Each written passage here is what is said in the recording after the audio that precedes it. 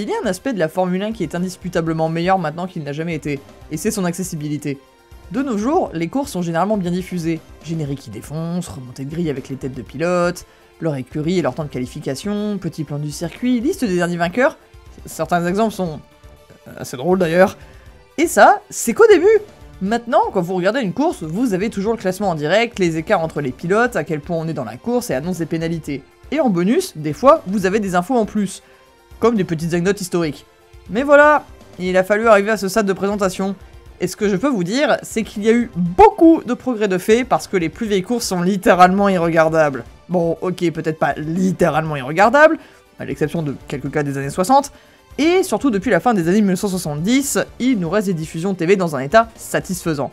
Mais état satisfaisant ne veut certainement pas dire que c'est agréable à regarder. Bien au contraire. Des fois, ce n'est pas parce qu'il vous reste toute la course ou presque que c'est une bonne expérience. Et pour vous prouver ça, je vous invite à regarder avec moi le Grand Prix d'Afrique du Sud de 1979. Pourquoi lui? Oh, vous verrez. Ce que je peux vous dire, c'est qu'il y a des choses à dire dessus. On va donc suivre ensemble la seule diffusion entière du GP qui nous reste, la diffusion française d'Antenne 2, Cocorico! Bienvenue dans Formula One, votre émission qui parle des anecdotes un peu bidons de la F1 et parfois de trucs plus sérieux.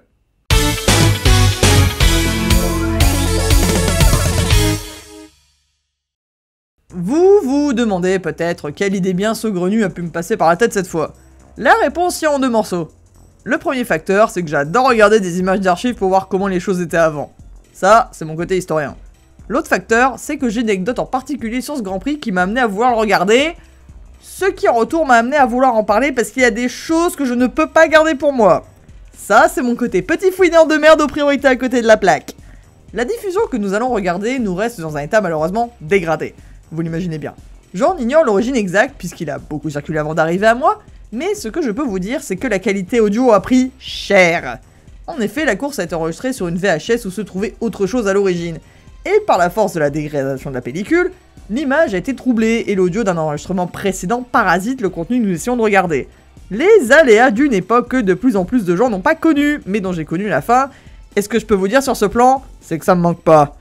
Bref, les conditions ne sont pas idéales, mais on va faire notre mieux. Et avant tout, une petite remise dans le contexte est nécessaire.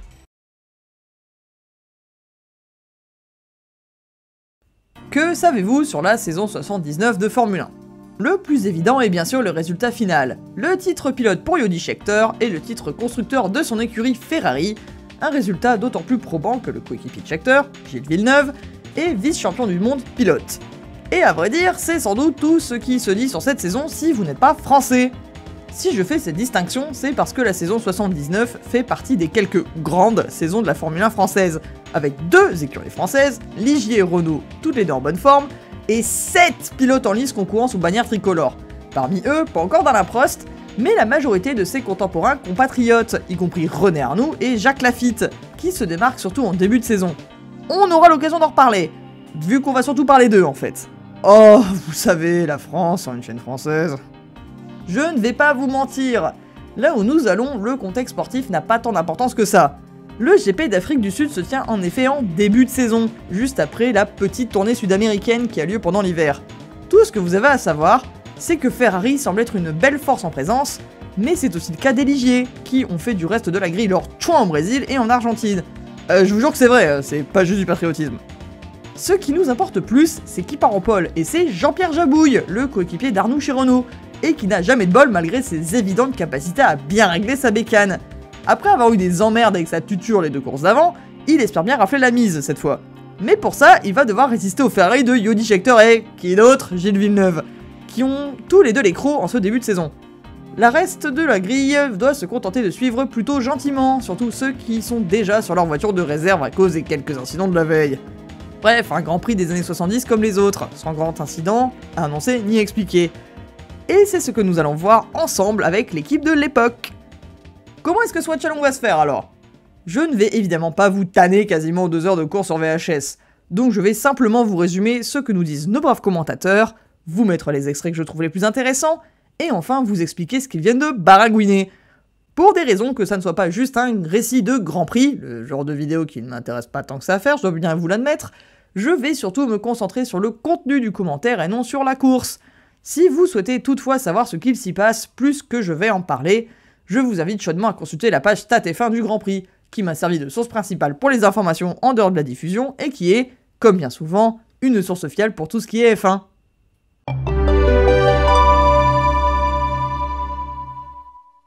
Avant que nous commencions à regarder, il serait plutôt pas mal que je vous présente nos compagnons des 2 prochaines heures. On est en 1979, donc vous imaginez bien qu'on n'a pas encore notre Julien Febvre national au micro, ni même ses co-commentateurs actuels. Mais alors, qui pouvait donc bien présenter la Formule 1 sur Antenne 2 ? Pour les jeunes qui nous regardent, Antenne 2 c'est l'ancien nom de France 2. Heureusement pour nous, le principal commentateur nous est annoncé par un texte au début de l'enregistrement. C'est François Janin, journaliste d'abord de l'ORTF, ancêtre de la télé française quoi, puis pour Antenne 2, spécialisé dans la natation et les sports mécaniques, vu qu'il a commencé sa carrière à la télé en commentant les 24 heures du Mans et la Formule 1.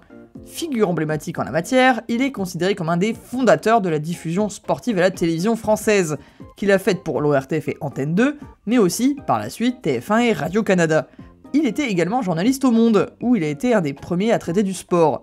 Bref, un personnage que ma génération n'a pas du tout connu, mais qui a été fondamental dans le commentaire du sport en France, et qui nous a quittés en 2024. Revenons en 1979.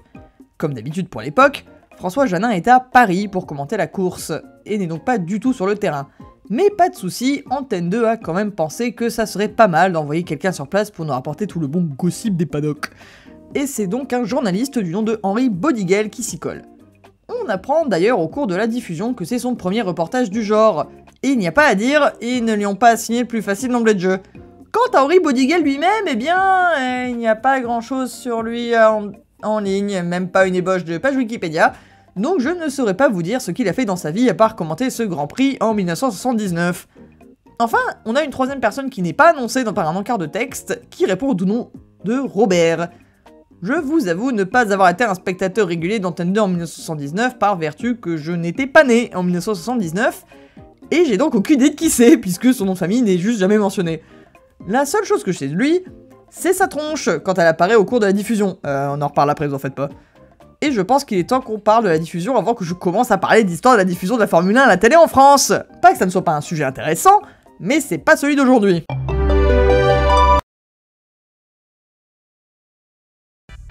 La diffusion s'ouvre sur un court silence, puis on est accueilli par un très casuel. Bon ben nous sommes avec quel ami ? François Janin, que je vais à présent appeler François parce qu'on est lié par les liens capillaires ou un truc du genre maintenant, nous introduit rapidement au concept qu'il va commenter depuis Paris, tandis que son collègue Henri Bodiguel sera présent sur place et au bout du fil.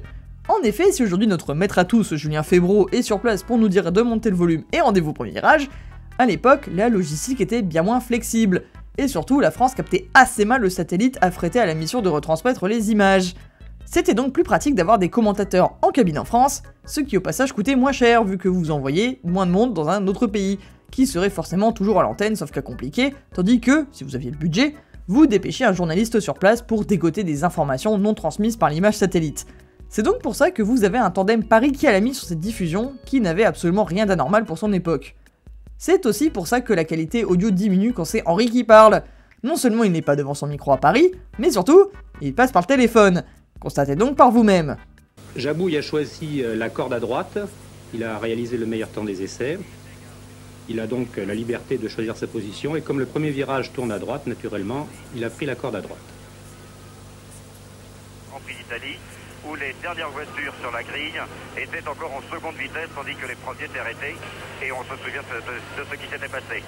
L'autre chose qui surprendra peut-être les téléspectateurs actuels, alias les habitués comme moi, ce sont les informations présentées par François aux téléspectateurs, dont voici une petite liste d'exemples. Pour le tour de chauffe, c'est-à-dire que le Grand Prix n'est pas encore parti, bien entendu. Les pilotes vont boucler un tour et revenir sur la grille de départ. Nous sommes à mi-chemin entre Johannesburg et Pretoria, sur les hauts plateaux du Transvaal, à près de 1800 mètres d'altitude. Pour mieux les reconnaître, les Ferrari sont rouges comme les Brabham Alfa Romeo de Niki Lauda et de Nelson Piquet. Tout à fait à gauche, la Renault est jaune. Oui, vous venez d'entendre un commentateur spécialisé dans les sports mécaniques vous expliquer qu'une Ferrari, bah c'est rouge, et une Renault, bah c'est jaune. Aujourd'hui, je pense que l'écrasante majorité serait capable de déduire cette information. Mais à l'époque, c'était bien moins évident, surtout que le public d'Antenne 2 n'a rien à voir avec celui qui regarde actuellement la Formule 1 sur Canal, qui est généralement un public ayant choisi de s'abonner à Canal pour son offre, et a donc choisi de se mettre devant la F1 au moment du Grand Prix. Par conséquent, Julien n'a pas grand chose à expliquer quand le spectateur ne sait pas déjà. Pas besoin de dire qui est qui, d'expliquer que telle voiture a telle couleur, encore moins à quoi sert le tour de chauffe, parce que les gens comme moi le savent sûrement déjà. Le public auquel s'adresse ici François n'a rien à voir avec cette cible. En effet, lui, il s'adresse à un public qui, à quelques exceptions près, ne regarde pas son poste de télé pour la course elle-même. Dites-vous bien, on est en 1979, il n'existe que 3 chaînes. TF1, Antenne 2, la future France 2, et France Région 3, la future France 3. La 4ème chaîne, Canal+, n'apparaîtra qu'en 1984. Non, là, si les gens sont devant leur télé, c'est comme moi devant Roland Garros quand j'étais enfant et que je devais poireauter chez ma mamie qui n'avait même pas la TNT.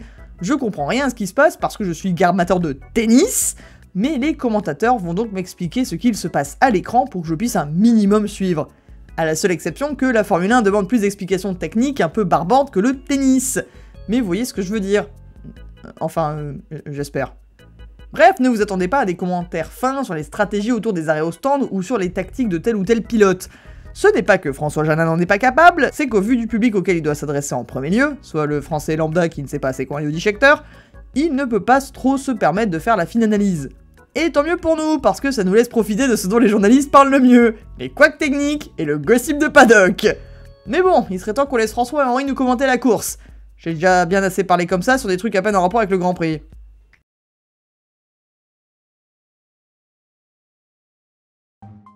François prend le temps en début de diffusion de nous faire un récapitulatif des événements qui ont conduit à la course. Entre autres, il explique que les Renault sont avantagés par leur turbo compressé par rapport aux autres voitures de la grille, qui elles ont ce qu'on appelle un moteur atmosphérique, un moteur normal quoi. Tout ce qui compte pour nous ici, c'est que le turbo fonctionne nettement mieux en altitude du fait de l'oxygène plus rare et des températures plus fraîches, et donc c'est pas normal de voir la Renault de Jean-Pierre Jabouille en pole position. Il nous rappelle aussi que Jody Scheckter, pilote Ferrari, a fait le second temps des essais. Notre langage F1 actuel, on aurait dit qu'il s'était qualifié second. Il déballe aussi le reste de la grille, dont la composition n'est pas affichée à l'écran. Si jamais vous vous demandez, non, ce n'était pas souvent le cas à l'époque, mais ça ne tardera pas à apparaître dans les années 80. Tiens, laissons-le nous les présenter. Dans le sillage de ces voitures, vous avez sans doute aperçu les voici les deux Ligier JS11 de Patrick Depailler et de Jacques Lafitte. Bon, il ne nous présente que les 6 premiers sur la grille, parce qu'on n'a pas trop le temps avant le départ. Ça a le mérite d'être un peu étonnant, parce qu'il y a encore 4 Français qui ne sont pas tout de suite mentionnés dans cette descente de grille. Dans l'ordre, vous avez Didier Pironi qualifié 7ème, son coéquipier Jean-Pierre Jarlier qualifié 9ème, juste derrière lui l'autre Renault de René Arnoux, essayez de dire ça 4 fois, on verra bien, et enfin, bien plus bas, en 17ème position, Patrick Tambay sur sa McLaren pas ouf. On aura l'occasion de revenir à chacun de ces messieurs, vous en faites pas. Ah, ça va commencer. Et voilà, le feu est vert. Et oui, c'est bien le départ, comme vous pouvez le voir au fait que les voitures ont décollé de leur emplacement. De nos jours, on attend que les lumières s'éteignent, c'est le fameux Lights Out and Away We Go que le commentateur britannique David Croft, alias Crofty, a popularisé. Mais avant, eh bien c'était comme sur nos routes, tu attendais que les feux passent au vert. Le changement ne s'est fait que dans les années 90 d'ailleurs. De là, le commentaire va surtout être fait par Henri, qui voit les voitures passer devant sa cabine au niveau de la ligne d'arrivée. Tandis que François commentera surtout par petits morceaux et quand Henri aura des soucis techniques. Des littéraux soucis techniques, je tiens à préciser, parce qu'il va y en avoir un sacré paquet. Il y a quelque chose qui va vite vous devenir très clair aussi. Le commentaire est vague. Souvent, on ne sait pas trop qui est où sur les images et les commentateurs parviennent à peine à éclairer les choses parce que eux non plus n'ont pas accès à un classement clair et bien défini. C'est pour ça que François et Henri vont se concentrer sur les 6 premiers ainsi que sur les Français. Bah oui, on est sur Antenne 2, vous vous attendiez à quoi? De toute façon, même s'il le voulait, il ne pourrait pas vous dire où on est dans le classement après la 6ème place. Vu qu'à l'époque, le seul classement régulièrement mis à jour au cours de la course par les organisateurs était celui des 6 premières places. Pourquoi les 6 premiers, me demanderez-vous? Une raison très simple mais qui diffère encore d'aujourd'hui. Ce sont les 6 premiers qui marquent des points, avec 9 points pour le gagnant. Les autres places importent donc bien moins, d'où le fait qu'elles ne soient souvent rapportées qu'une fois la course finie. Et vu les moyens limités de l'époque, les chronométreurs comme les commissaires préfèrent se concentrer sur ceux qui repartiront de là avec un score différent au classement pilote que sur tout le monde. Comme je parle déjà depuis un moment, je vais simplement vous résumer le tout début de la course. Jabouille et le de Ferrari partent bien, mais le temps est pesant, et François, comme Henri, redoute une averse tropicale qui couperait la course. Devinez qui avait raison de se méfier. Et oui, après 3 tours seulement, la course est interrompue pour forte pluie. Les voitures sont donc rentrées au garage et les pilotes sont de sortie. L'occasion pour les caméras sud-africaines de nous montrer le héros local Jody Scheckter ou encore Gilles Villeneuve. Alors en attendant, François est Robert Comble. Oui, Robert, qui apparemment est dans la cabine de commentateur avec François à Paris depuis le début, mais qu'on a à peine entendu jusque-là. Pas de nom de famille donné, encore une fois, hein, je précise, que ce soit à l'oral ou par écrit, via l'interface superposée aux images par la régie d'Antenne 2. Il comble en parlant de la vie des pilotes français, bien entendu, rien de bien intéressant à vous résumer ici. C'est aussi à ce stade de la diffusion qu'on commence à rencontrer beaucoup de perturbations, notamment dû à la dégradation de la VHS. En voici un exemple, qui a en plus pour conséquence qu'il est impossible de savoir ce que les commentateurs ont dit exactement. C'est que insuffisamment équipé et personne ne s'occupe. Des positions qui ont été acquises. Je ne vais évidemment pas toutes les inclure, mais sachez qu'elles sont récurrentes et qu'elles font partie de pourquoi c'est aussi pénible de regarder des vieilles courses comme celle-ci, quand bien même c'est indépendant de la volonté et même des moyens de transmission des diffuseurs. Parce que croyez-moi, il y en a toujours des perturbations de ce genre, quand vous devez vous appuyer sur des bootlegs parce que vous n'avez aucun autre moyen de regarder ces courses. Toutefois, dans le cadre de cette interruption-ci, on peut assez rapidement déduire qu'il parlait de quand la course allait être relancée, et surtout par qui. Et c'est l'identité de cette personne que la distorsion nous empêche de savoir. Avec le recul, je pense que c'est un autre journaliste près de Henry qui a dû avoir l'information d'un commissaire ou d'un chronométreur d'une des écuries, mais c'est impossible de savoir exactement. Comme les choses sont assez statiques à ce moment de la diffusion, je vous propose de tout de suite sauter à la reprise de la course, une demi-heure plus tard. La piste est encore très humide, de la brume sur place fait que la visibilité est moindre pour les pilotes, et Henry nous commente le climat très curieux à Kyalami. On relève surtout que les deux Ferrari ne sont pas repartis avec les mêmes pneumatiques, puisque Villeneuve est en pneu pluie, mais Scheckter est en pneu pourtant sec. On a après un passage un peu curieux. On va avoir une image curieuse en sépia. Est-ce que c'était une rétrospective qui nous donne... Non, oui, l'écart avec Scheckter est déjà supérieur à 2 secondes. L'image que nous avons vue, c'est une Tandis image que de vient caméra de à passer tête route en roue. François semble avoir vu une image dont il ne comprend pas l'inclusion, mais celle-ci est totalement absente de la diffusion. Henry ne semble pas l'entendre non plus, alors occupé à déblatérer sur ce qui se passe avec Lauda et Pironi un peu plus loin dans la tête de course. Étrange. Quelque temps après, les arrêts au stand pour passer des pneus pluie à sec commencent. Claire et Gazzoni vous rendent le bal. Mais ça, François il s'en fout, il veut savoir où en sont les Français. Bon, Henri, on pourrait peut-être faire un point, savoir où est la Renault et surtout où sont les deux Ligier. Le chauvinisme n'est jamais autant à son pic en F1 que quand vous regardez une chaîne nationale et gratuite, c'est moi qui vous le dis. Quelques minutes plus tard, c'est au tour d'Henry d'avoir des soucis techniques. Il est en effet privé d'image. À l'image, nous avons vu sortir une McLaren, Henri Vaudeguel. C'est John Watson. Mais écoutez, moi pour l'instant, je suis privé d'image, je n'ai plus du tout d'image, alors je suis obligé de vous commenter les choses telles que je les vois depuis la tribune. Malheureusement, je ne sais pas du tout ce que l'on vous montre pour l'instant. François a donc dû expliquer qui où sur la diffusion officielle, tandis qu'Henry repose plus que jamais sur ce qu'il arrive à voir depuis sa cabine. Qui plus est, François voudrait savoir où est Patrick Depailler, qui a disparu des images et dont la voiture n'est plus passée devant l'allée des stands depuis un moment. Ce n'est malencontreusement pas Henry qui va pouvoir l'aider, puisque même l'écurie Ligier ne semble pas savoir. Pour rappel, on est avant l'implantation en Formule 1 des communications radio constantes entre les stands et les pilotes. Donc Depailler n'a pas pu prévenir de ce qui va s'avérer être un abandon sur tête à queue très tôt après le second départ. Oups, je vous ai divulgaché quelque chose que François Henry ne savait pas. Nos deux comparses changent de sujet pour pouvoir nous parler du matériel de cette saison. Un peu plus tôt, ils ont parlé des nouvelles Ferrari qui déchirent. Et là, ils nous parlent des Lotus vraiment pas très bonnes de cette saison, ainsi que de la McLaren. Ils s'attardent davantage sur celle-ci parce que, et vous l'avez deviné, ils vont nous parler de Patrick Tambay. Patrick Tambay d'ailleurs n'a pas eu de chance, c'est lui le plus mal placé de tous les Français sur la ligne de départ. Patrick Tambay n'a réussi que le 17e temps et il a eu constamment des problèmes avec sa voiture. Et un des problèmes particuliers de la McLaren de cette année, c'est qu'elle est beaucoup trop lourde. Alors indépendamment du fait qu'ils n'ont pas réussi à assimiler complètement la technique de l'effet de sol, donc un résultat qui n'est pas bon. En plus de ça, elle est très lourde, elle est donc doublement handicapée cette voiture. Et Patrick Tambay était quelque peu découragé quand je l'ai rencontré avant le départ de la course. C'est seulement au bout de 10 minutes et après toute une conversation sur l'écart entre les Ferrari et un dépassement de Jarry sur Javouille, alias Jean-Pierre on Jean-Pierre Violence, que Henry récupère ses images. Ah, d'ailleurs, on n'est qu'au 5e tour et il nous en reste une 60aine. J'espère que vous n'avez rien de prévu. Et d'ailleurs, je pense qu'il est temps qu'on passe en mode rapide, parce que sinon, on n'a pas fini.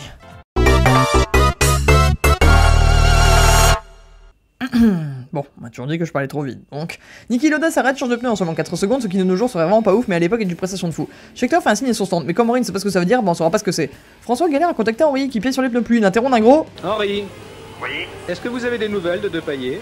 Il n'en fait pas de nouvelles de Depailler. Classement au 9ème tour, Villeneuve, Scheckter, Jabouille, Andretti. Wilson et De Angelis, sont occasion pour parler jusque-là, rentrent au stand, ce qui fait que les commentateurs ne savent définitivement plus qui est devant qui, un thème véritablement récurrent. François et Henri parlent ensuite qu'Hilo De Angelis est la révélation de la saison 79, comme son compatriote Riccardo Patrese l'avait été l'année d'avant. Sincèrement étonné qu'ils aient reconnu un Italien comme tel et pas un Français. François fait une petite vanne au sujet de Guy Ligier, patron de l'écurie Ligier, en disant qu'il n'a pas de chance parce que ses voitures gagnent quand il n'est pas là et il ne gagne pas quand il est là, comme aujourd'hui avec Alemi. Je pourrais faire une vanne sur Toto Wolff et la victoire de George Russell au Brésil en 2022. Voilà une image de Mongus Content à la place. À un moment, Henri confie que l'image va et vient pour lui, mais que c'est pareil pour tous les autres journalistes comme lui. Lafitte passe devant, Villeneuve prend un tour à Lauda, enfin je crois. Henri confie ne pas avoir vu Arnoux repasser devant sa cabine. Villeneuve finit par s'arrêter au stand pour passer en pneu sec, Scheckter prend la tête de la course. François demande quand même une clarification. Ce qu'il faudrait essayer de faire maintenant dans ce Grand Prix qui est très décousu en raison des arrêts nécessités par les changements de pneumatiques, c'est d'établir un pointage aussi précis que possible, puisque nous en sommes, je crois, au 12e ou 13e tour. C'est bien cela, Henri? Oui, le tour exact est lui aussi une donnée inconnue. Henri avoue que tout le monde a son classement à ce stade. Lui, il a pour tête de course Villeneuve, Scheckter, Jabouille et Andretti. Ce classement est en fait totalement obsolète, mais il ne le sait pas encore. François déclare que la vraie course va commencer parce que selon lui, tant que tous les pilotes ne sont pas en pneu sec, la course est en fait un très long tour de formation. Je vous avoue ne pas être levé à 4h du matin le 16 mars année pour entendre un petit des 70 me dire que les courses sous la pluie ne sont en fait pas de vraies courses. François fait ensuite remarquer que même la régie sud-africaine doit être perdue parce qu'elle montre quasiment que des plans centrés sur un ou deux pilotes, là en l'occurrence c'est Villeneuve, au lieu de montrer des plans globaux. Le pire c'est qu'il a raison parce qu'en effet les monteurs avaient perdu les pédales à ce stade de la course. Henri et François discutent un peu de Depailler et du fait qu'il ait calqué sa stratégie pneu sur son ancien coéquipier Audi Scheckter. Sur le papier, bonne idée, vu que Scheckter est sud-africain et connaît donc bien le climat spécifique au pays. Mais dans les faits, partir en pneu slick et sur piste mouillée, ça l'a juste sans doute télescopé dans le mur. Ah, et Henri a toujours pas d'image, mais on commence à avoir l'habitude. Le sujet des Lotus, champion du monde en titre pilote comme constructeur mais manquant cruellement de performance en ce début 79, est amené sur la table avec le faible temps en essai de Carlos Reutemann. On nous fait un petit point météo disant qu'il ne devrait plus pleuvoir parce que le temps est dégagé à Johannesburg. Au passage, il n'y a jamais eu autant de spectateurs à un Grand Prix d'Afrique du Sud, ce qui a pour conséquence de causer d'horribles embouteillages sur la route du circuit. Henri prend vite fait la peine de nous mentionner Pironi, qui est 7ème et dont on n'a pas parlé depuis un moment. François nous fait un rappel de quelques stats. Si Villeneuve gagne cette course, ça sera sa seconde victoire. Henri se mélange les pinceaux entre écurie et motoriste quand il nous parle de Brabham Alfa Romeo, et François le corrige en lui rappelant que l'écurie c'est Brabham et le motoriste Alfa Romeo. Distinction importante à faire parce que plus tard dans l'année, Alfa Romeo a sa propre écurie. On a un très rapide affichage du classement au bout de 20 tours. Il est à l'écran en si peu de temps que ni François ni Henri ne semblent s'être aperçus qu'il est apparu. Le voici pour vous en vitesse pas réelle. François nous parle quelques minutes des galères du patron de l'écurie Tyrrell, Ken Tyrrell, qui a annoncé plutôt que s'il ne trouvait pas de sponsor, il devrait faire croire sur les courses européennes.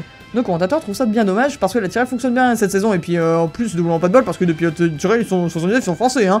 François et Henri prennent ensuite un peu de temps pour nous parler de Jacques Lafitte, coincé en grosso modo 8ème position sur sa Ligier pas ouf. C'est bizarre parce que Ligier faisait manger leur coordonnées au reste de la grille il y a 2 semaines, mais bon, c'est ça la fin des fois.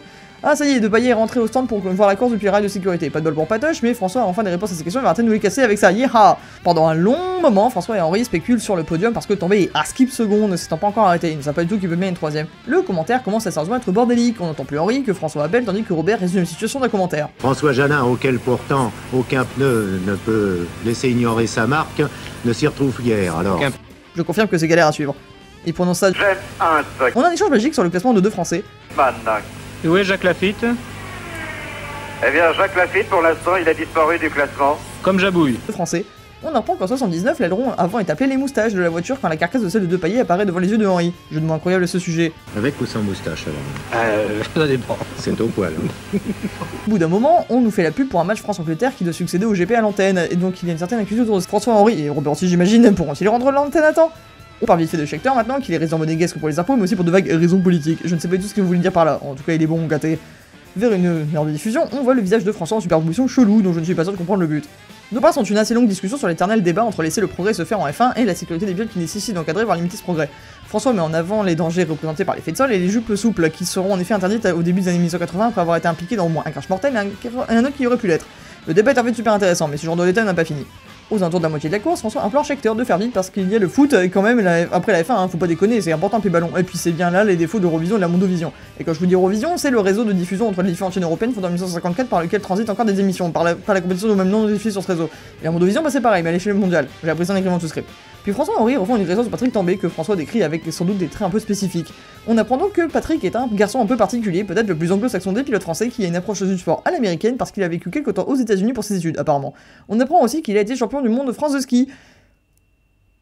On apprend aussi qu'il a été champion de France de ski, ce qui est peut-être le plus improbable de ses traits, et pourtant il y a de la compétition quand même. Le classement change ensuite au moins 4 fois en quelques minutes si les commentateurs essaient de se tenir à jour. Je vous invite à consulter cette F1, ça ira plus vite. Au grand désarroi de nos Français, Jabouille abandonne peu de temps après que François ait posé la question épineuse de qui abandonner et qui est encore en course. Robert fait lui la pub de Michelin, fournisseur de pneus de Renault et Ferrari, parce que vive la France. Ah et on nous annonce clairement que les organisateurs, eux, ne savent plus qui est où. D'ailleurs, ils l'ont déduit à l'absence totale du classement affiché sur la diffusion officielle sud-africaine, alors que déjà dans les années 1970, elle apparaissait au cours des Grands Prix. C'est ce qu'on a vu tout à l'heure, très brièvement, mais qu'il n'y a pas eu de mise à jour depuis. Bon, vous vous dites sans doute que la vidéo se fait longue et que je fais que vous résumer des trucs ici et là qui ne me font rire que moi. Et le pire, c'est que j'ai clairement pas fini. En fait, enfin, vous avez de la chance en fait. J'ai en fait bientôt fini mon résumé. Comment ça, me demandez-vous? Eh ben c'est très simple. Bon, on va se poser 2 minutes. Contrairement à aujourd'hui où elle est un des arguments marketing pour avoir un abonnement canal, la F1 est loin d'avoir la priorité à la grille des programmes. Le manque d'autres canaux où balancer une course pas encore finie complique le problème que l'antenne doit être rendue en temps et en heure pour le foot. François en particulier se soucie de ce problème, mais finalement, comme pour la longueur de mon script, le problème se règle tout seul. Je dois malheureusement signaler quelque chose qui, à vous d'abord, ne fera guère plaisir. Le Grand Prix d'Afrique du Sud, dont l'arrivée était prévue à 16h, heure française, heure sud-africaine, et donc retardé d'une cinquantaine de minutes, environ 16h50, nous dit-on.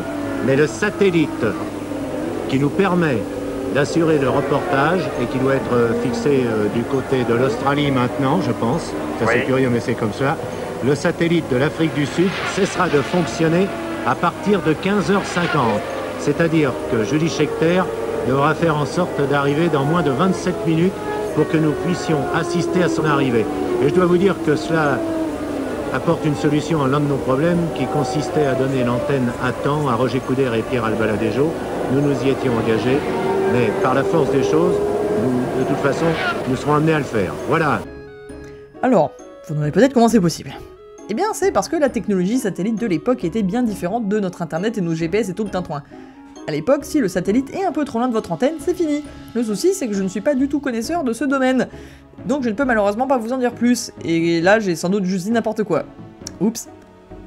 Enfin, c'est pas tout ça, hein. C'était bien la pause. Mais on finira jamais cette vidéo si je relance pas la machine. Donc passons vite fait sur la fin de la diffusion. On qualifie Villeneuve de garçon chanceux parce qu'il a gagné sa première course à Montréal, donc à domicile. Ah, et puis limite aussi un moment que je ne peux pas vous épargner. Alors, c'est le char du Canadien, du Québécois Villeneuve.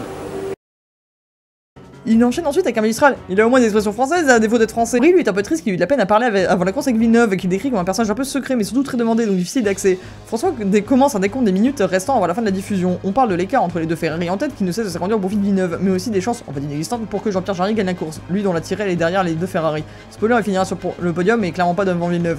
De la fumée est maintenant visible sur les images de course. Nos amis ont 40 secondes pour spéculer sur pourquoi avant que la réponse soit donnée par Henri. C'est la thèse de Hans-Joachim Stuck qui a manqué le freinage. François tacle au passage de la voiture en disant que Stuck n'était de toute façon là que pour faire la figuration. Ouch.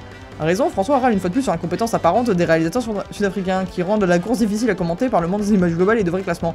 L'écart entre les Ferrari rétrécit enfin, mais Henri doit le mesurer à la main depuis sa cabine. Oui, on en a ce stade de déj, ça va vous? François profite du second arrêt de Tambay au stand pour mettre à l'honneur et à l'antenne les mécaniciens de F1 qui ont un métier en effet très taxant physiquement et mentalement. Il est rejoint par Robert et Henri pour mettre en avant les difficultés rencontrées par le personnel des garages, souvent oubliés par rapport aux pilotes et aux chefs d'écurie alors que leur travail est indispensable. C'est malheureusement encore le cas. On nous annonce qu'une des deux Williams est partie en tête à queue, laquelle n'est pas clairement définie, mais on suppose Rigazzoni. Et là la vidéo s'arrête. Et pendant ce temps, les hommes de piste qui tentent de dégager cette piste parce que... Ils font pas beaucoup d'efforts là, il me semble. Oui, mais enfin les... Comme ça, sans rien notoire. Pas de crédit, pas d'annonce. La diffusion s'est probablement elle aussi arrêtée à ce moment-là, ou peu après, mais comme nous n'avons que cette version sous la main et que je ne travaille pas à l'INA, je ne saurais vous confirmer ni affirmer ma théorie. Toutefois, vu qu'elle coupe en pleine phrase, je soupçonne que ça soit l'enregistrement VHS qui nous ait quittés. Nous ne saurons sans doute jamais. Pour conclure sur cette course en elle-même, disons que le résultat est assez prévisible et peut être déduit par ce que je vous ai dit. Gilles Villeneuve gagne le Grand Prix d'Afrique du Sud 1979 devant son coéquipier Jody Scheckter et le français Jean-Pierre Jarry sur Tyrrell. Tiens, en parlant de Tyrrell, il y a quelque chose que je vous ai pas dit.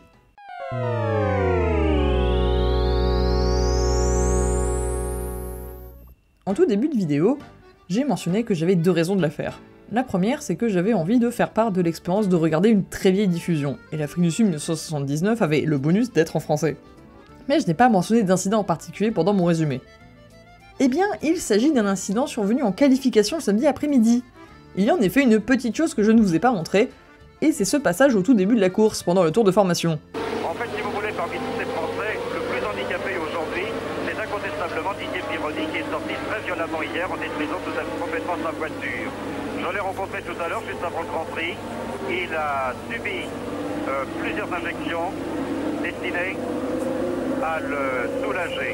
En fait, le problème, c'est que dans tous les virages à droite, il est obligé, dans tous les virages à gauche, pardon, il est obligé de s'appuyer de la main contre la carrosserie,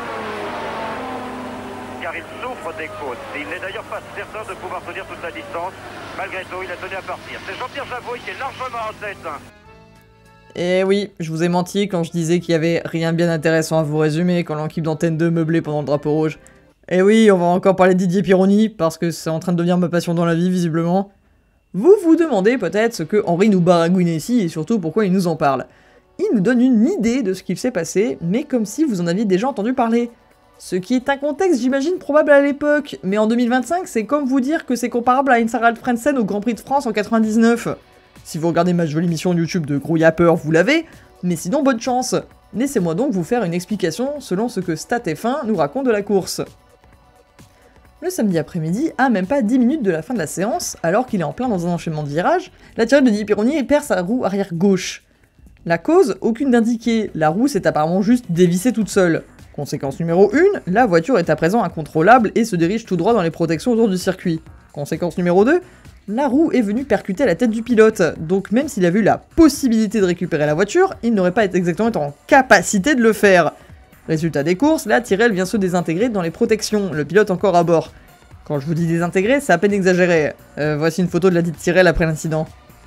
Bon, au mot de notre compagnon des années disco, vous vous doutez bien que Pironi est sorti de là vivant. Vous seriez sans doute plus surpris d'apprendre qu'il a bien participé à la course après cette mésaventure. Sauf si vous êtes habitué à la F1 actuelle, auquel cas vous me direz peut-être qu'on en a vu des pires, des crashs comme ça, et puis pourtant, Zhou Guanyu, il allait très bien après sa galipette à Silverstone en 2022, donc pourquoi en faire tout un plein, hein? Eh bien, parce qu'on est en 1979. Et la sécurité en F1, c'est un peu encore une lointaine préoccupation. Là, je vous jure que ça relève du miracle, parce que normalement, Pironi ne sortait même pas de la voiture sans assistance, et certainement pas avec, pour seule séquelle, un léger trauma crânien et des douleurs aux côtes.